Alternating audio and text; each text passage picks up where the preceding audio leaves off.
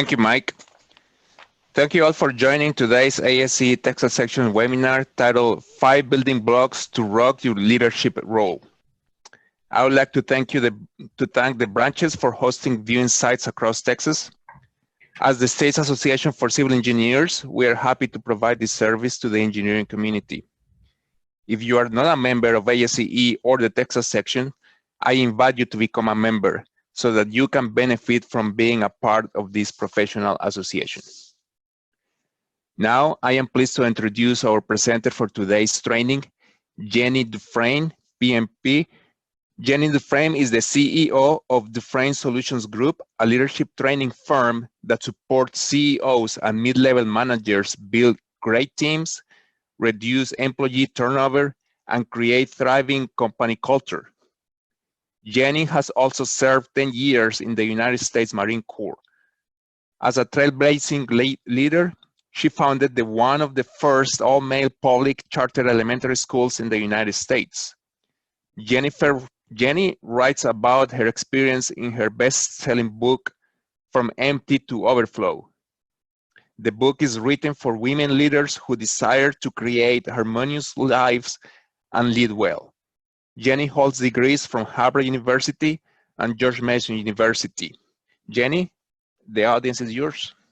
Thank you, Andres. Thank you, Mike. I really appreciate the opportunity to come on and share a few things, the 5 building blocks to rock your leadership role. And so I just want to start off, thank you for the great invitation and the opportunity.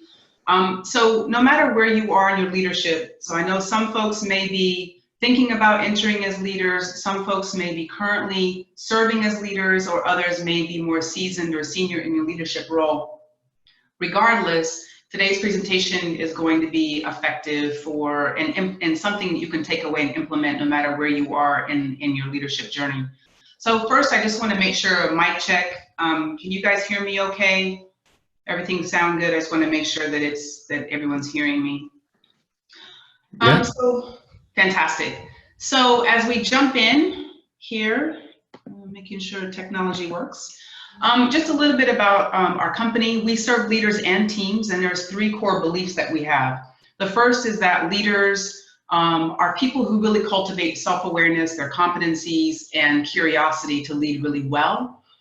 The next thing is culture. Culture is a critical area that leaders shape in any business, any division, department, through every interaction that we have as leaders or inaction. So sometimes we can create cultures through our inaction.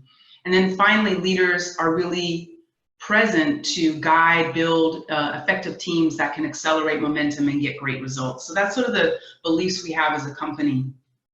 So a little bit about me, you kind of heard a bit of it. So I served 10 years in the United States Marine Corps, and I spent all my time looking mean like that. But I learned a lot in the Marine Corps. And so I went from my Marine Corps journey, taking my leadership skills, leadership development experiences, working with all kinds of people. I went to Harvard University, where I actually pursued a degree in education. When I was in the Marine Corps, I was trained as a logistician, so had a lot of logistics background and training. But I went to Harvard and learned a lot about education, and continued to actually work in leadership development, doing a lot of leadership work across the country. But I finally started to see these opportunities to take what I learned as a leader of Marines and what I learned leading in major nonprofits and corporate sector. And I took those leadership experiences and founded one of the first all-male public charter elementary schools in the nation. And again, it continued to teach me a lot about leadership. And I share this part of my journey. One, to just let everyone know that no matter where you sit in leadership, there's always something to learn.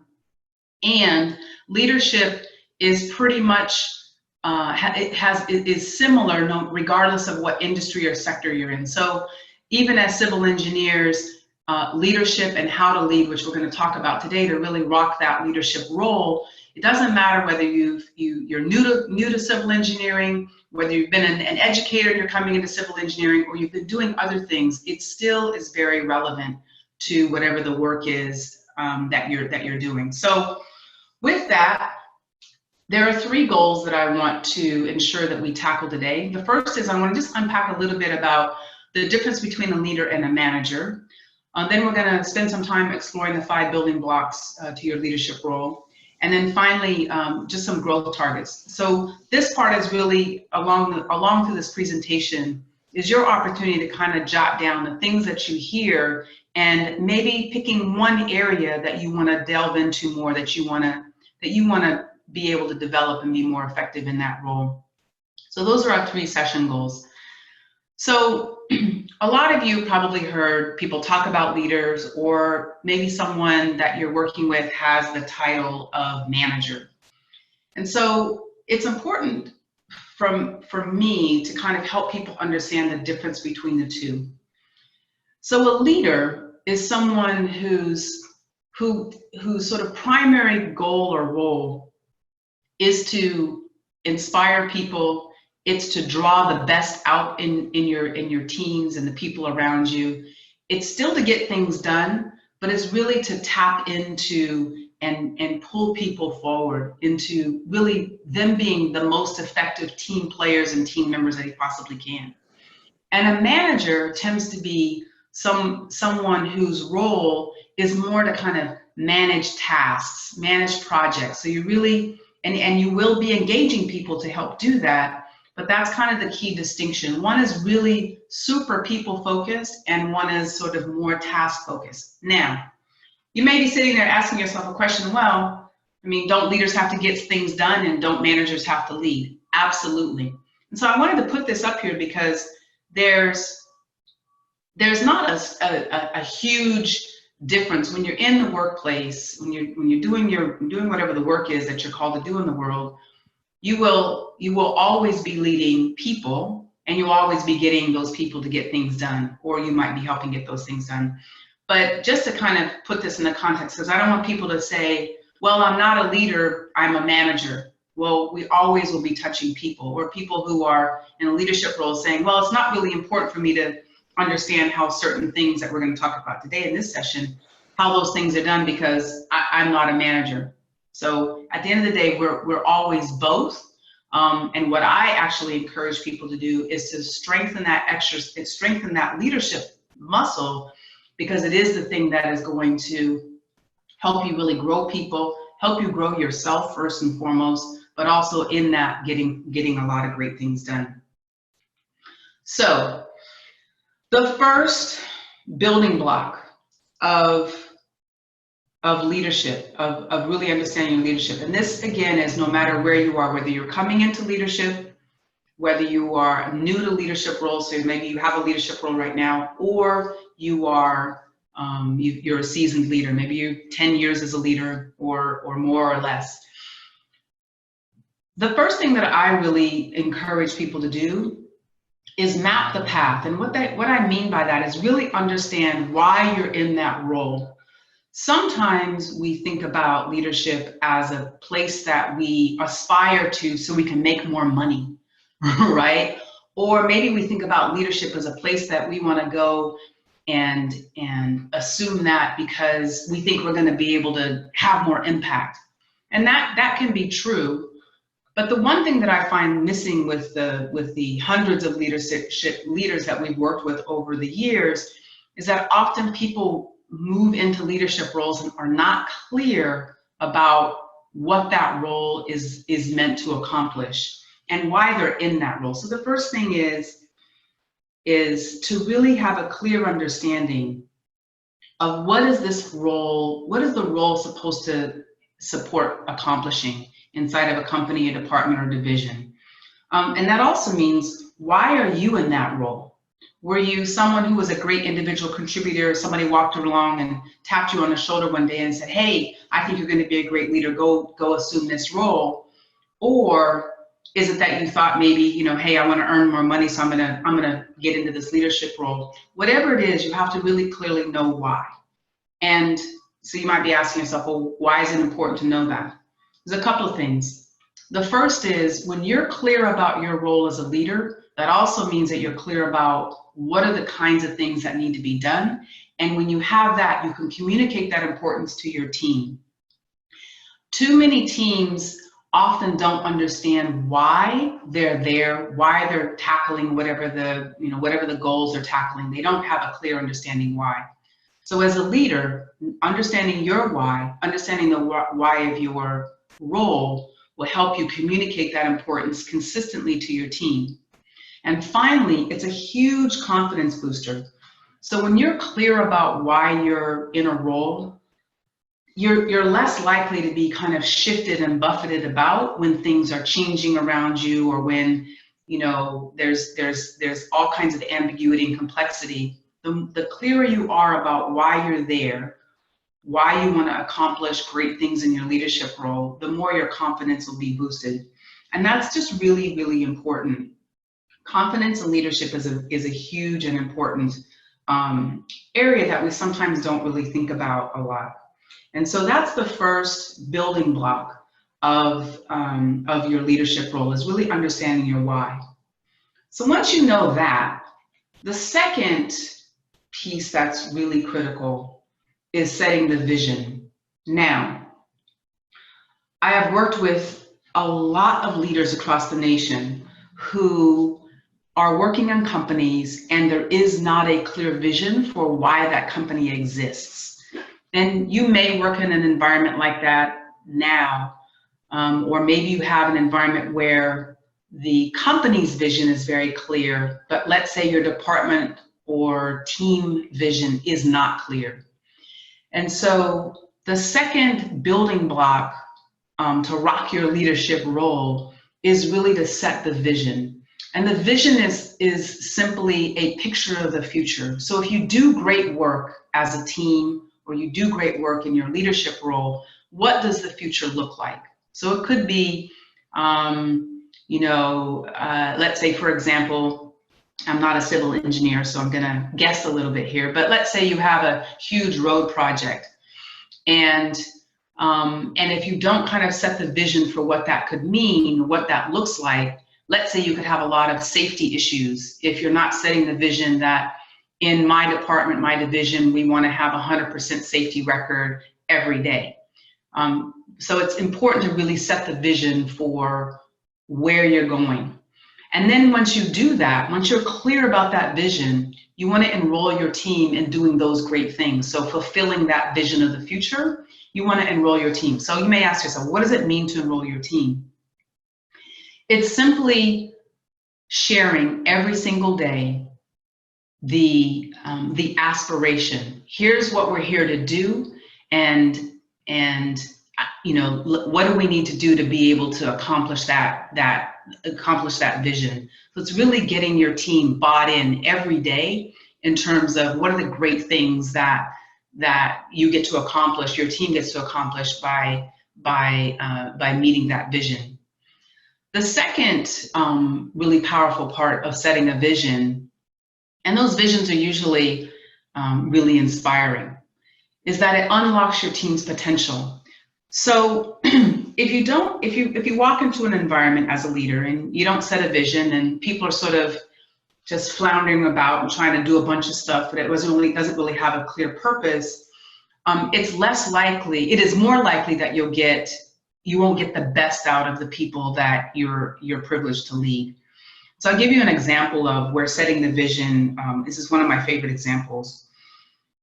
When President John F. Kennedy set the vision for the nation, that the United States was going to send a man to the moon and bring him back safely within 10 years, right? So there was he'd set the vision that in 10 years from the time he'd given the speech, that the US was going to send a man to the moon, land on the moon, and actually bring that man back safely.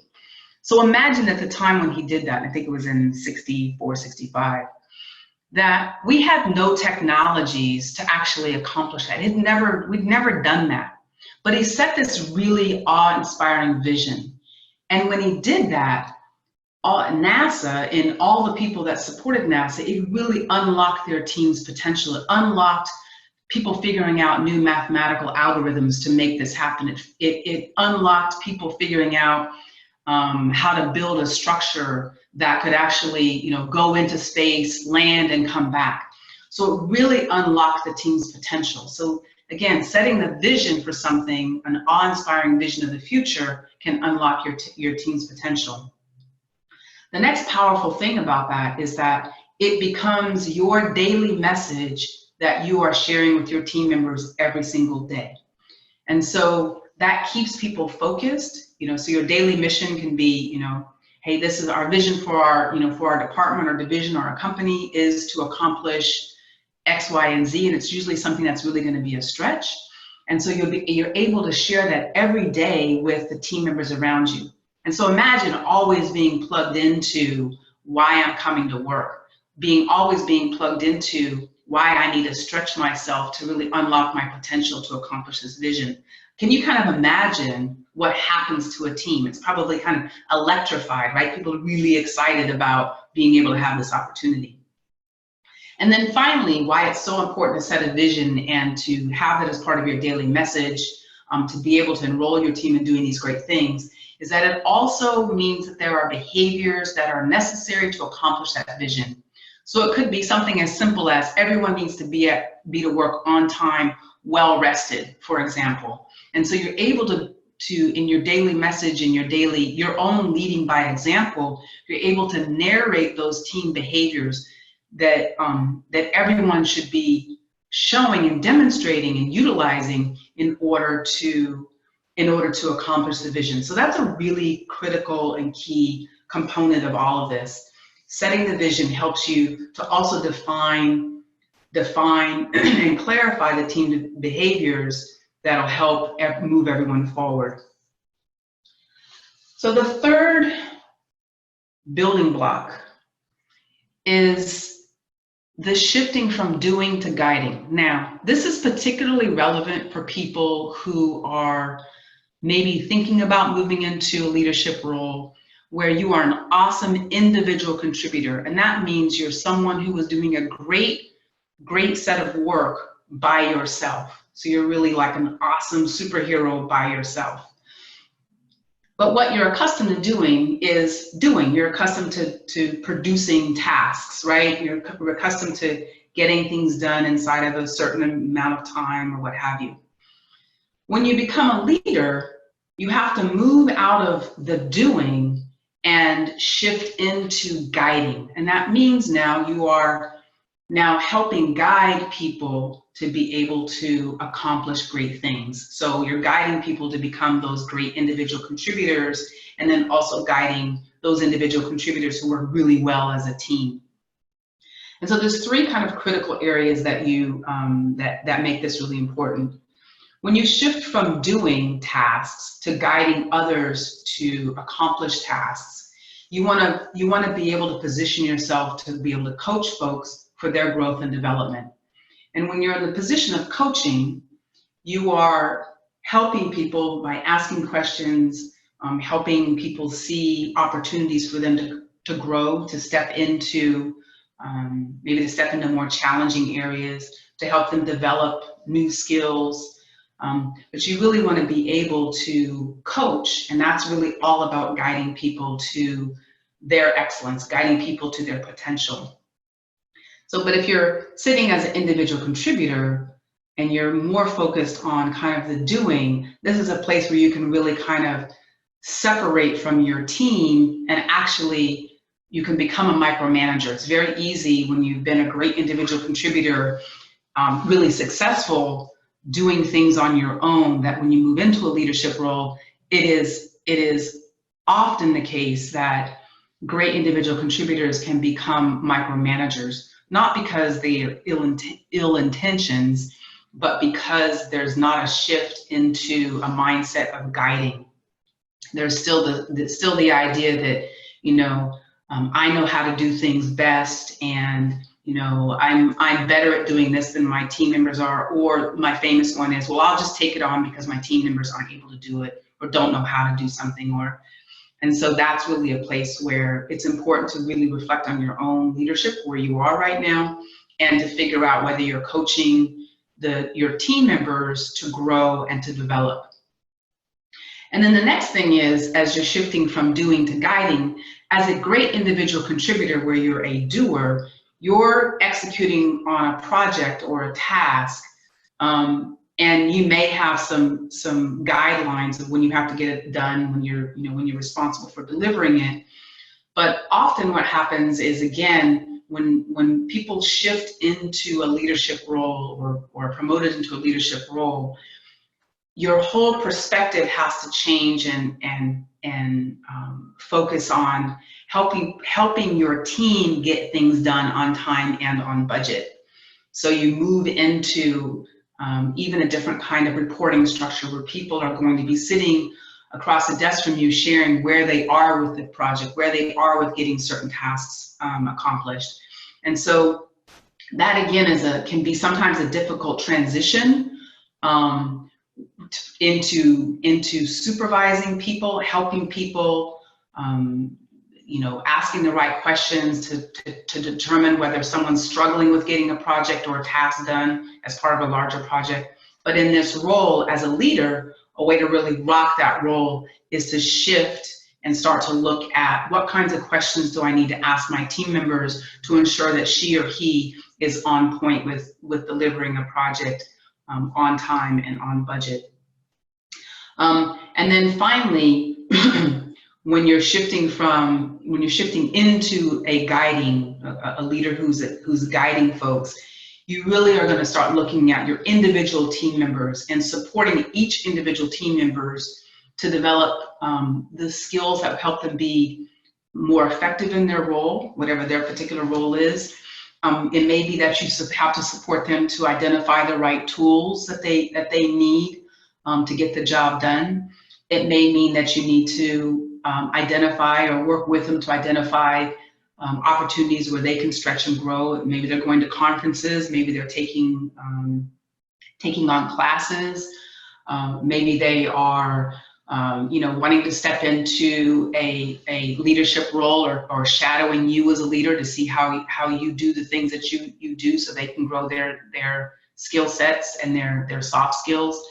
And so really in this particular building block is probably one of the more critical ones, because we often forget when we move into a role that our job is really to be a buffer so our team can get things done, but it's also to really grow and develop our team members. Like, that's the biggest part of our job as leaders, is to grow and develop our team members, which means we need to understand and know each one of our individual team members. We need to know where they need help. We need to know what kind of skills they need to develop. We need to know, we need to ask the right kinds of questions to ensure that people are moving forward and getting things done on time and on budget. And then, of course, we need to make sure that we're helping folks to grow and be effective in their particular roles.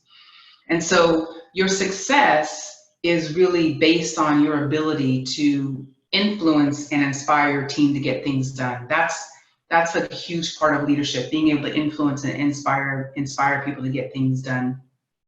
It's also really important to think about making sure that you are acknowledging your team's performance. If you've ever had a leader who has taken all the credit for the work, as if she or he has done all the work themselves, you'll understand that statement. It's very important for you to give direct acknowledgement, acknowledge your team members who've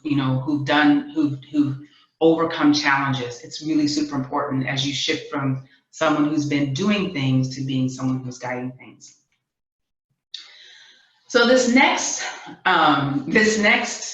building block is one that I find a lot of leaders have a great deal of difficulty with, and that is decision making.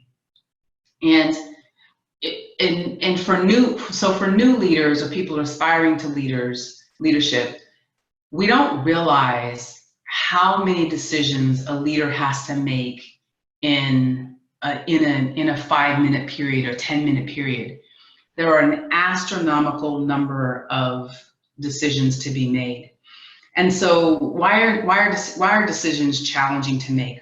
Well, one, you have to sometimes make decisions really quickly. And it can be very overwhelming. The other is that sometimes a decision may seem like it's simple, but there's a ton of decisions that we have to make. And all of us put pressure on ourselves to make the right decision. I find this happens frequently with people who are new to leadership. I find this a lot with women in leadership, is that if we're in a male-dominated environment, that we are sometimes uncomfortable with making quick decisions because we want to make sure that we've made the right decision. And so that can be a reason that that we're not moving forward. And so when you're stuck or when you're unable to make decisions, kind of evaluate the landscape, make decisions quickly, it is not uncommon that you can get stuck and that you can become the bottleneck to your team actually being less productive and less effective to make movements. So under decide and act here, this building block, there's 4 kind of, I guess I'd say, approaches to really figuring out how to make a decision more quickly. The first is really to identify what the problem is. And so and if you're writing things down there, I'm going to sort of give you a couple things to write down. In identifying the problem, it's helpful to kind of write out your top 5 choices. Now, this clearly is not making decisions fast, but it is a methodology that you can start to use to help you begin to feel more confident in making decisions. So you can jot down your top 5 choices, whatever the problem is. You can jot down, what are my 5 options? What are the 5 choices that I have? And then if you know that you're feeling uncomfortable or you have fears about, about making a decision, you can kind of jot down what are my immediate fears about each choice. Again, you can jot those down. You can maybe think through them in your mind. But by doing this, what ends up happening is you kind of see your fears. You write them out, and you go, oh, okay, well, this doesn't seem to be as this is not as big a deal as I was making it out to be in my head. And so that can help you kind of reduce the stress of making potentially the wrong decision.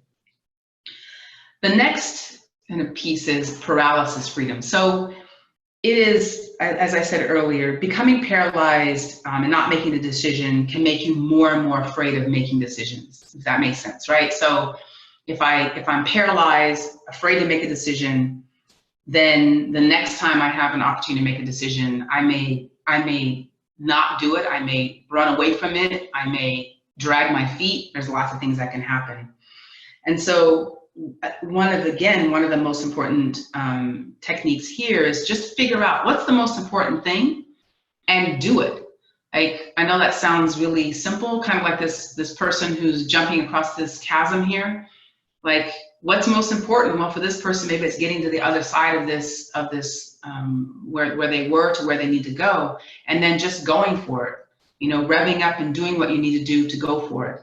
What I've learned over the years working as a leader and also supporting leaders is that there are very few decisions that we're going to make that it's going to be the sort of last part of the decision. We will often make a decision, then we'll discover some new information, and we'll have to make another decision. We'll discover new information, we'll make another decision.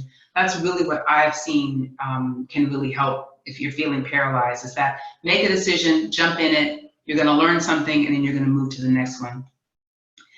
So the next technique or strategy is to speed it up. So it's helpful if you're new to decision making, if you're standing in front of a team and they're looking at you to make a decision, is maybe try to get some small wins. Try to figure out something small that you can do to get a win. Because in any single day of a leader, we have quite literally a zillion decisions that we have to make. And so you want to be able to identify the opportunities where you can literally go, okay, I think this is going to be my approach. 1, 2, 3, here's what I'm going to do, and just do it.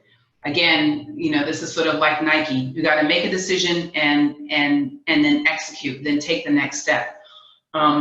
Sometimes, obviously, you need to get more information and maybe you need to consult different people.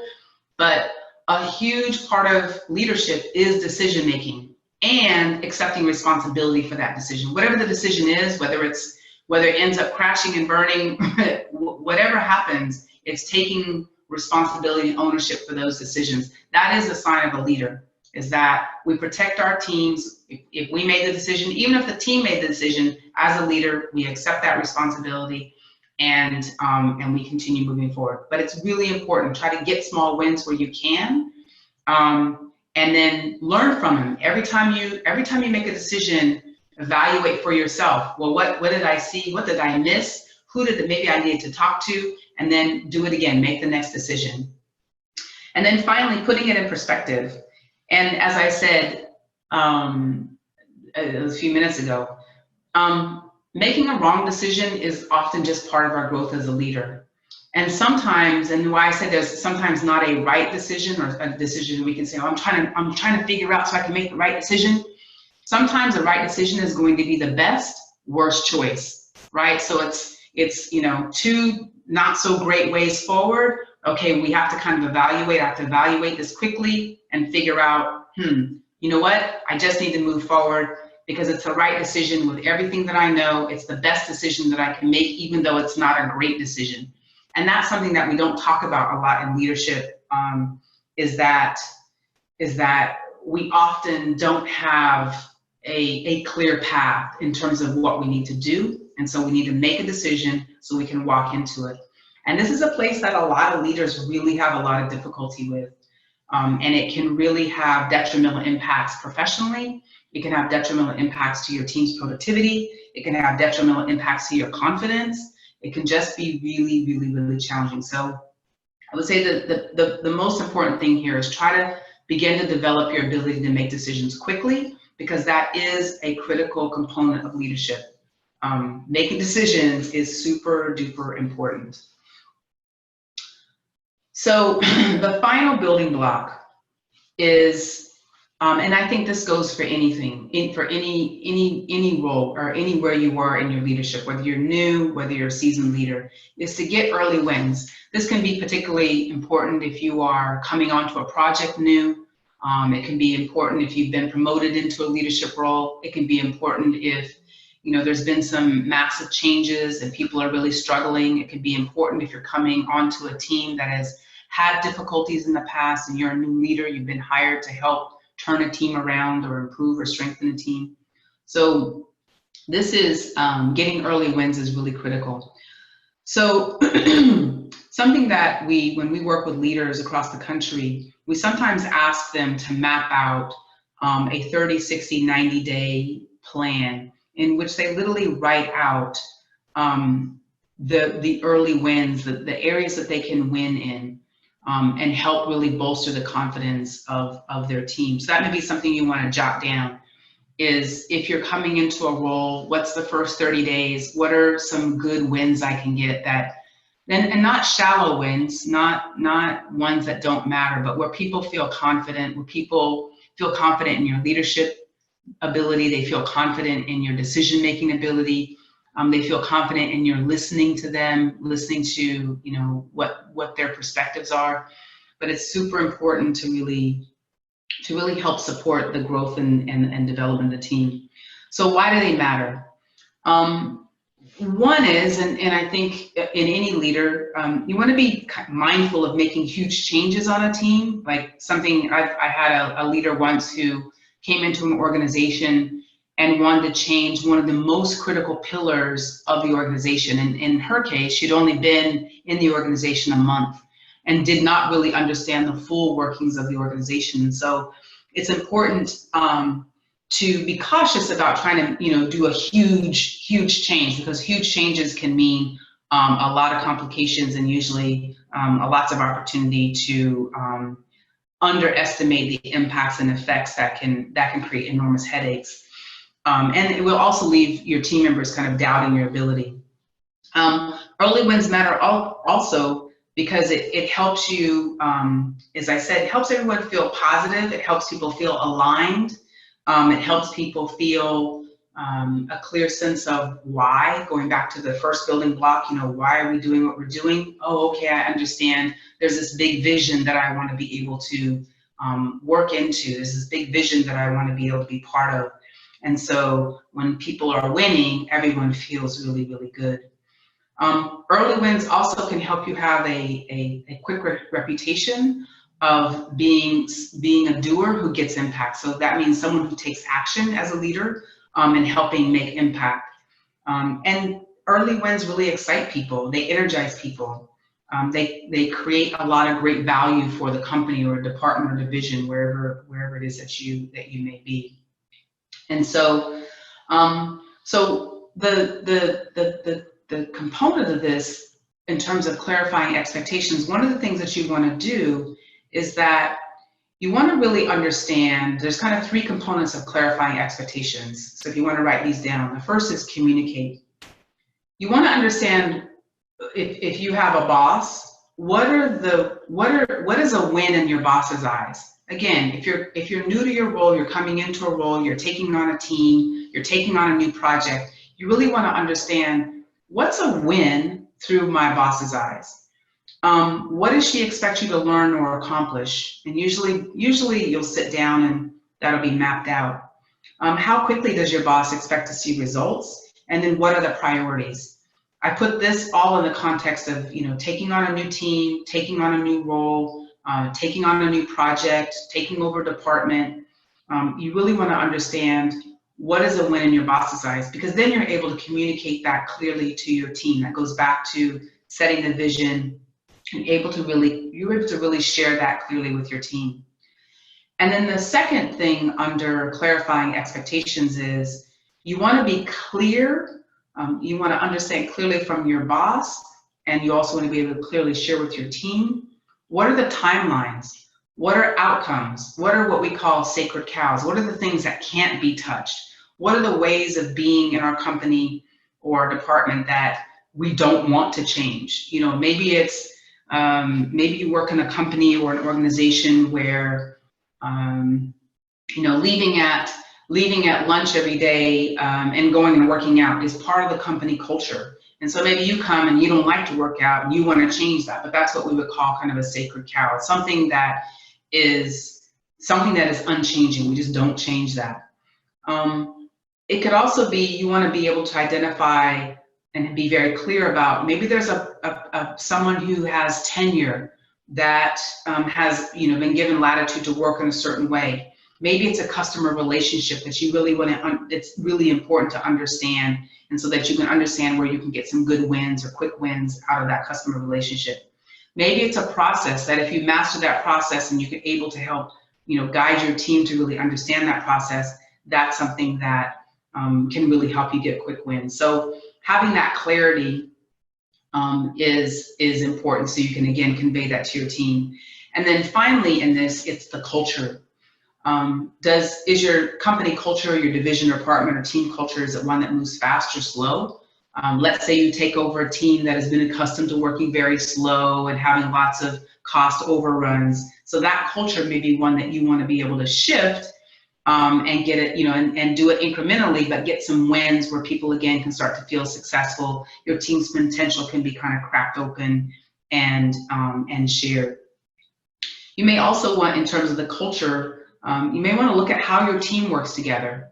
If you have, let's say, a team that is dysfunctional in that it doesn't communicate, or you have a team that everyone's working in silos, everyone's not working as a team, they're working as individual contributors.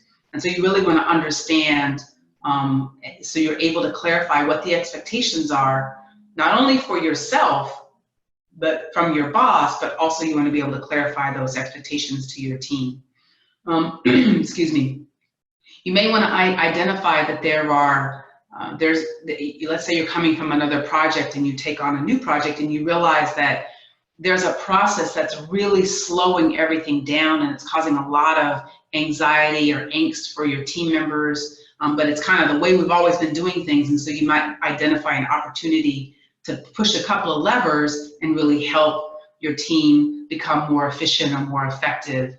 And that would become an early win for you. So that's just under clarifying expectations. So you want to be able to communicate what's a win look like. You want to be clear about timelines, outcomes, goals, anything that's sacred, and then the culture is what is the company culture, and are there places that I can boost that company culture, or is there something I might need to do an incremental shift to help help it be more effective.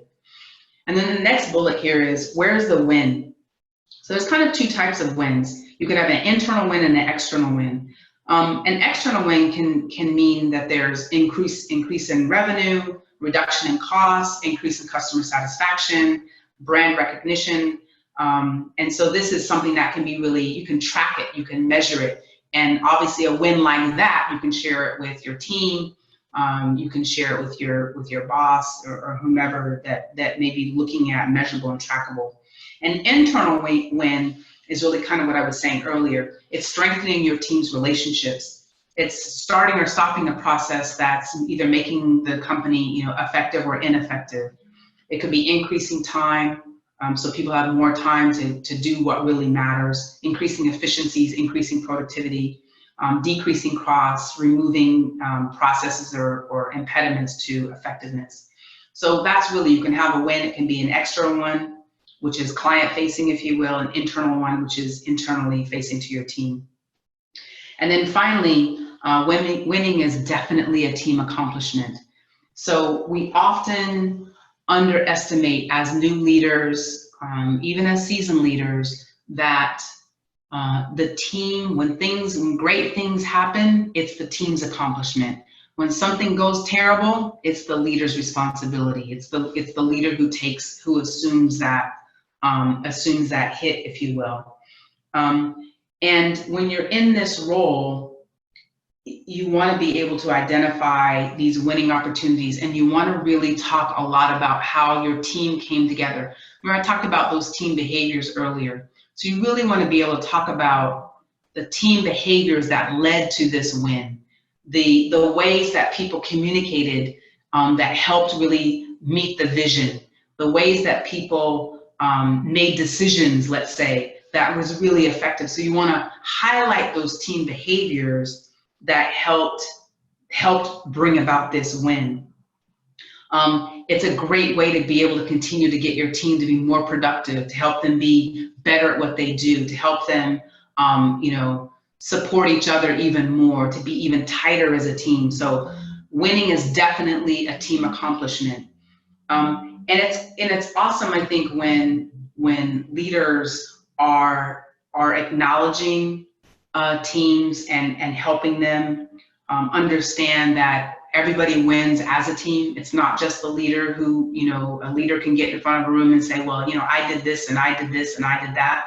But in fact, every time a leader gives credit to her team or his team, that team feels more positive, they feel more excited, they feel more energized, and are really looking to do more and to be more, to accomplish more.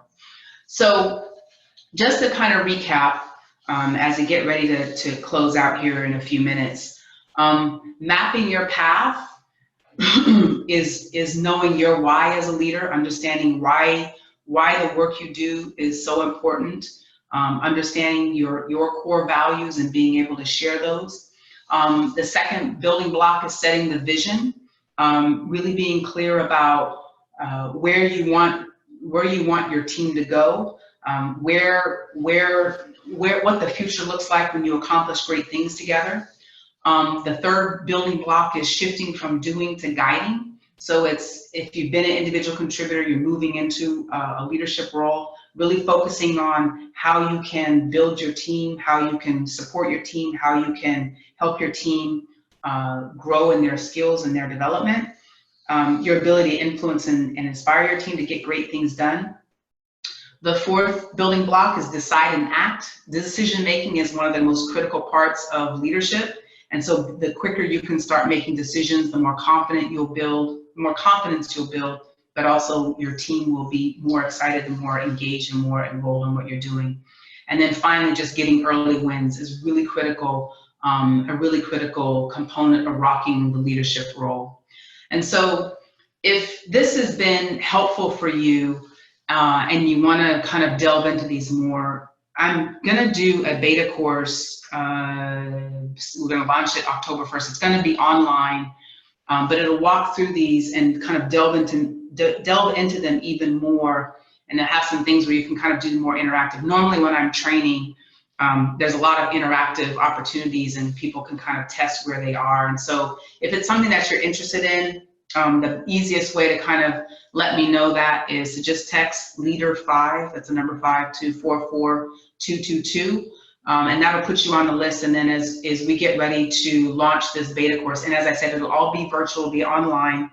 There'll be 5 modules to it, which will come with ways for you to kind of figure out, reflect on where you are, what you want to work on. But we'll break that apart.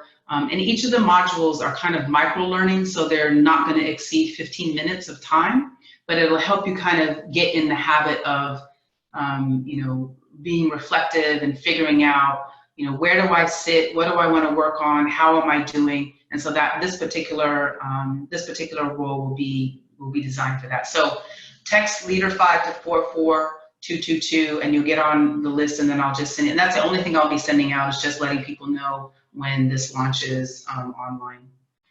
So I'm excited to share this with you. As I said earlier, we work with leaders and teams to help them grow in their leadership role. We usually go into companies and organizations to do that work. And so feel free to hit me up, link with me on LinkedIn. You can also visit our website at seekleadership.com. That will share a bit more information, some of the programs we have. We do a lot of work in the federal space and state of Texas, and so we're completely ready to do business. So Andres or Mike, if you guys have questions, to be able to, I'm happy to be able to answer those questions and go through that process.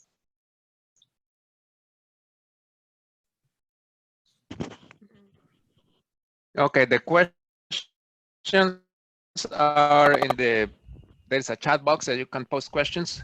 So I have a couple of questions here, but I will let the audience just give a minute to maybe type in something, and I will pass those as they come in. But I have an initial question, that is when you talk about the vision and creating the vision for your team, sometimes you have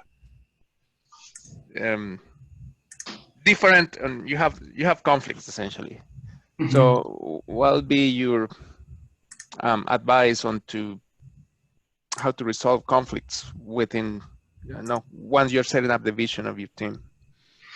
So I think this is a great question. I think there's two ways that I would kind of respond to this. One is the vision should be something that, to your point, should be something that that A, paints the picture of the future, but B, also that people can see, understand where their role fits into achieving that vision, right? So sometimes we can set a vision and people don't see how they fit into it. And so it is important to understand that if you have a project that you're working on, what's the vision for that project? It even could be something small. Let's say, you're always building roads or building bridges or what have you, but maybe you want to focus for your particular team, whatever that work is. Maybe it's around safety, maybe it's around design, maybe it's around, I don't know, how we execute on the project. But it's usually really important to set that. And then you can do it different ways. You can set the vision in your head first, right? Then you can go to individual team members and have individual conversations to understand. You can share, this is what I'm thinking about. I want to really stretch this as a team. What are your thoughts on this? So going to your team members and just sharing with them what you're thinking about, you can get feedback and input. And something that sometimes we forget is that to kind of test what we're thinking about with our team members. If we're new to a team and you have experienced people who've been on a team for a while, you might want to share your vision. And see where they are, and it gives you an opportunity not to necessarily change everything, right? I wouldn't ever recommend that as a leader, but it can give you the opportunity to strengthen the vision. It can give you a better understanding of how you need to communicate that vision to ensure that everyone can buy in, and then then it becomes really important to be able to share and get people enrolled in that vision, get people to use the same terminology, using a common language to express the vision, using a common language to talk about where we're going, using that, using it at the beginning of every meeting, and that can begin to really help pull everyone in. it is also not uncommon where people are not going to get on your vision.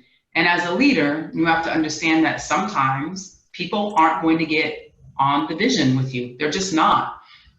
And so, you know, and that's a case sometimes people will roll off of the team and go someplace else. Or, you know, they'll begrudgingly come along and do whatever the work is and think that they can wait you out. But that does happen on teams.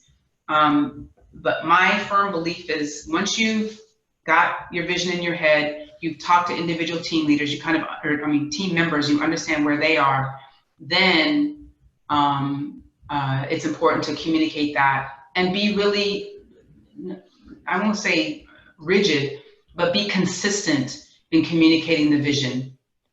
Sometimes leaders will try to turn themselves inside out to accommodate a bunch of people. That's not the kind of leadership that you want to, that's not the way you want to lead. You want to be consistent, you know, and you just want to be consistent in that as you go along. Okay. Yeah, thank you, Jenny. I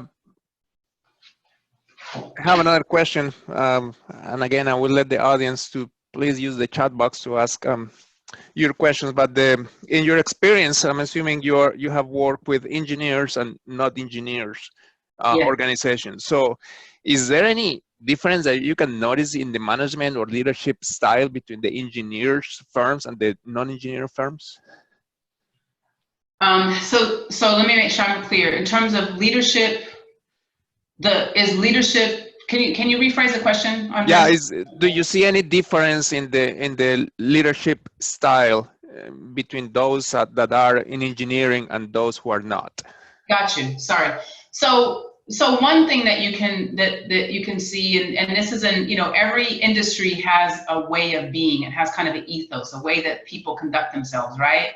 And so in environments where